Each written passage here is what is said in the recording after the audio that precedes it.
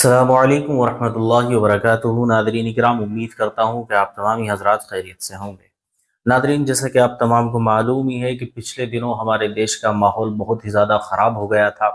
लेकिन हम लोग सोच रहे थे, इलेक्शन की न्यूज़ देख देख कर, इधर उधर की न्यूज़ देख कर, फ़िलिस्तीन के मुद्दे की न्यूज़ों को देख देख कर हम लोगों ने ये सोच लिया था कि हमारे देश के अंदर अब शांति का माहौल हो चुका है।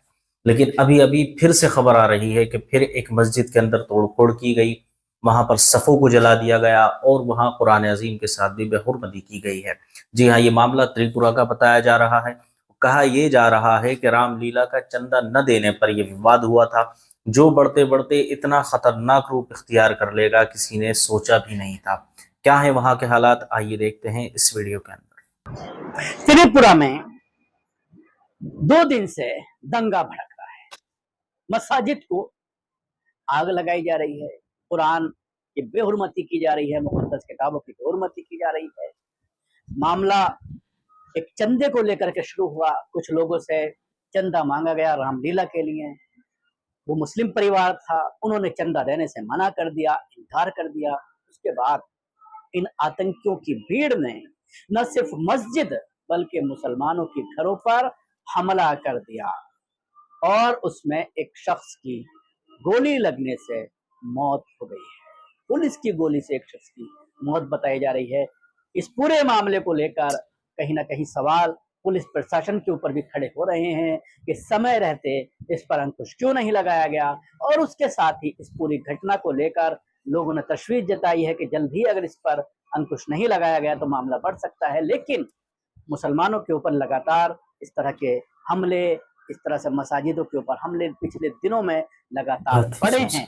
अब ये देखने वाली बात होगी कि हरियाणा रिजल्ट आने के बाद भारतीय जनता पार्टी के हौसले और ज्यादा बुलंद होंगे, क्योंकि जून में जो रिजल्ट आया था लोकसभा का 2024 का, तो उसके बाद से लगातार सिर्फ मुसलमानों को निशाना बनाया जा रहा है भारतीय जनता शासित पार्टी राज्यों में। और लगातार जिस तरह से लिंचिंग की जा रही है, मकानों को तोड़ा जा रहा है, खासतौर से मसाजिदों को जिस तरह से मुनहदिम किया जा रहा है। आपने देखा हिमाचल प्रदेश, कोई फायदा नहीं हुआ हिमाचल प्रदेश में कांग्रेस की खामोशी का।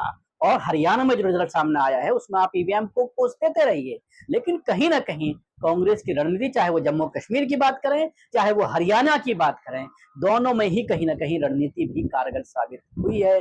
कांग्रेस को जो आला कमान है, उन्होंने जो सीनियर लीडर्स हैं हरियाणा के, उनकी गुटबाजी भी कहीं ना कहीं इसमें सामने आई है। इसके साथ ही मैं अभी एक जगह पढ़ रहा था कि जम्मू कश्मीर इलेक्शन में जम्मू रीजन में एक भी रैली राहुल गांधी, प्रियंका गांधी या कांग्रेस की आला कमान के जरिए नहीं की गई, जिसकी वजह से सिर्फ एक सीट जीतने में कामयाब रही है। और कश्मीर में भी जिस तरह का नतीजा कांग्रेस का आना चाहिए था उस तरह का नतीजा सामने नहीं आया। और कहीं ना कहीं ये तीनों ही पार्टियां, चाहे वो महबूबा मुफ्ती की बात करें, चाहे वो उमर अब्दुल्ला की पार्टी की बात करें नेशनल कॉन्फ्रेंस की, या फिर कांग्रेस की बात करें, ये तीनों सेकुलर पार्टियां आपस में लड़ती हुई नजर आई। कहीं पर भी भारतीय जनता पार्टी से मुकाबला नहीं था।